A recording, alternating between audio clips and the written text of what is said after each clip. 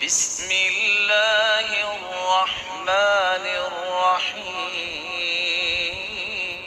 ربی اشرح لی صدری ویسر لی امری واحلل عقدۃ من لسانی یفقہوا قولی۔ بسم اللہ الرحمن الرحیم۔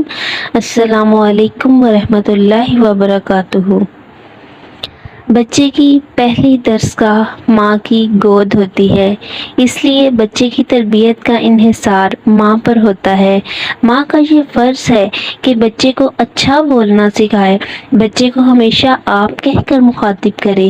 بچہ سب سے پہلے اپنے والدین کی نقل کرتا ہے۔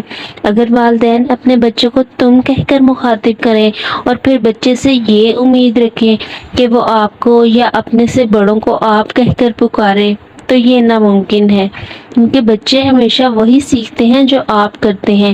اس لیے والدین کو اپنے عمل کو مثبت رکھنا چاہیے تاکہ بچے بھی اسے اپنائیں۔ چھوٹی عمر سے ہی بچوں کو اگر نظم و ضبط سکھایا جائے تو ساری عمر وہ چیزیں ان میں رہتی ہیں۔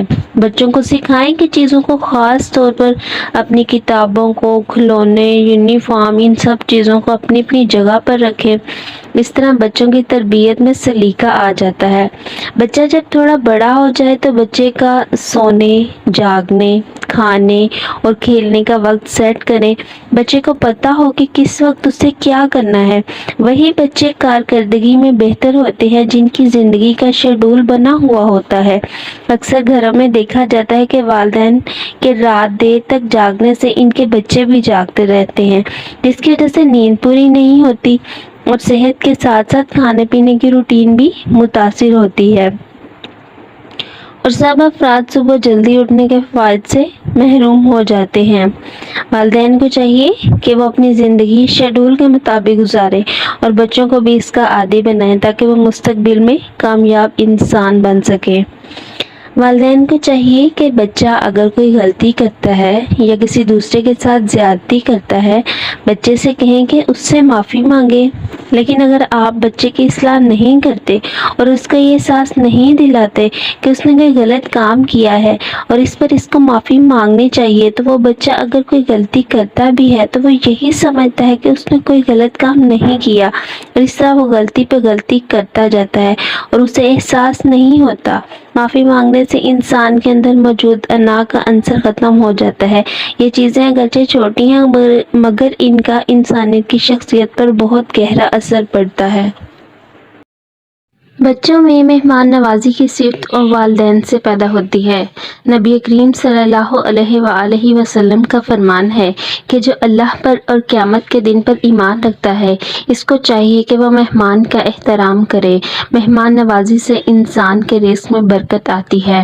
حدیث مبارک ہے، مہمان بعد میں گھر پہنچتا ہے اور اللہ تعالیٰ مہمان کا رزق پہلے اس گھر میں عطا فرما دیتے ہیں۔ حدیث مبارک میں ہے کہ جس کھانے سے انسان روزہ رکھے یا روزہ افطار کرے، یا جس کھانے میں چھوٹا بچہ شامل ہو یا جس کھانے میں مہمان شامل ہو، اللہ تعالیٰ قیامت کے دن اس کھانے کا حساب نہیں لیں گے۔ مہمان نوازی مومن کی شان ہوتی ہے۔ ہمارے پیارے نبی صلی اللہ علیہ وآلہ وسلم انتہا کے مہمان نواز تھے۔ ہمارے معاشرے میں والدین یہ سمجھتے ہیں کہ بچوں کو خوراک، اچھے کپڑے، کھلونے مہیا کرنا یا سیر کو لے جانا، ان کی ہر خواہش پوری کرنا اچھے والدین ہونے کے لیے کافی ہے۔ یہ سب والدین کی ذمہ داریوں کا حصہ ہے، لیکن اس کے علاوہ اور بہت سی ذمہ داریاں ان پر لازم ہوتی ہیں جن کو وہ نظر انداز کرتے ہیں، جس سے بچے کی شخصیت میں بہت ساری کمیاں رہ جاتی ہیں۔ یہ بات یاد رکھیں کہ 6 سال کی عمر تک بچے کی شخصیت کا 80% حصہ بن چکا ہوتا ہے۔ والدین کم علمی کی کمی کی وجہ سے بچوں کے اس قیمتی وقت کو ضائع کر دیتے ہیں۔ ان کو وہ کچھ نہیں دے پاتے جو ان کی شخصیت و اخلاق کو بنانے، ذہانت کو ابھارنے، زندگی کی مہارتیں سکھانے اور تخلیقی صلاحیتوں میں نکھار پیدا کرنے کے لیے ضروری ہیں، اور پھر پریشان رہتے ہیں کہ ہماری اولاد تو ایسی نکل آئی ہے، ہم نے تو کبھی سوچا نہیں تھا، ہم نے تو ان کی زندگی کی تمام آسائشیں، ہر خواہش پوری کی، لیکن ہمارے لیے یہ تمام والدین کو ضرور سیکھنا چاہیے کہ بچوں کی پرورش، ان کی اچھی تعلیم و تربیت کے لیے ان کو کیا کرنا ہے، کیونکہ کسی بھی کام کو کرنے کے لیے آپ کے پاس علم اور تجربے کی کمی ہے تو وہ کام آپ صحیح طریقے سے کبھی بھی نہیں کر پائیں گے۔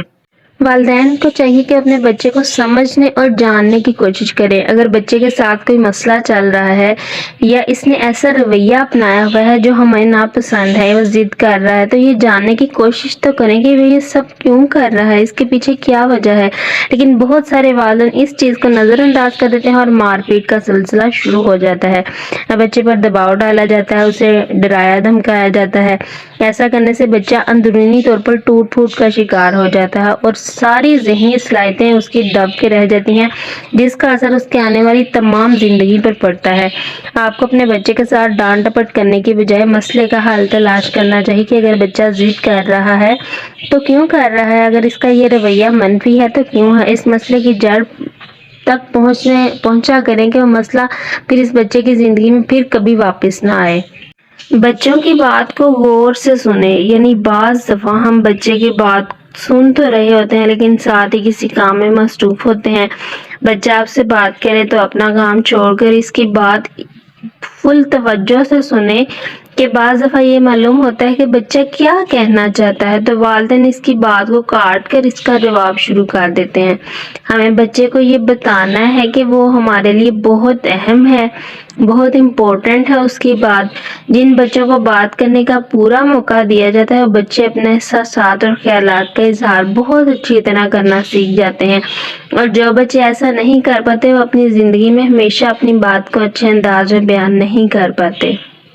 والدین ہونے کے ناطے آپ اپنے بچے کے اندر اعتماد پیدا کرنے کا اولین ذریعہ ہیں. اگر آپ کا بچہ پہلے دن اسکول گیا ہے تو اس کے اسکول کے بارے میں پوچھیں، اس سے پوچھیں کہ اس نے آج اسکول میں کیا سیکھا، اس کے نئے دوست کس طرح کے ہیں.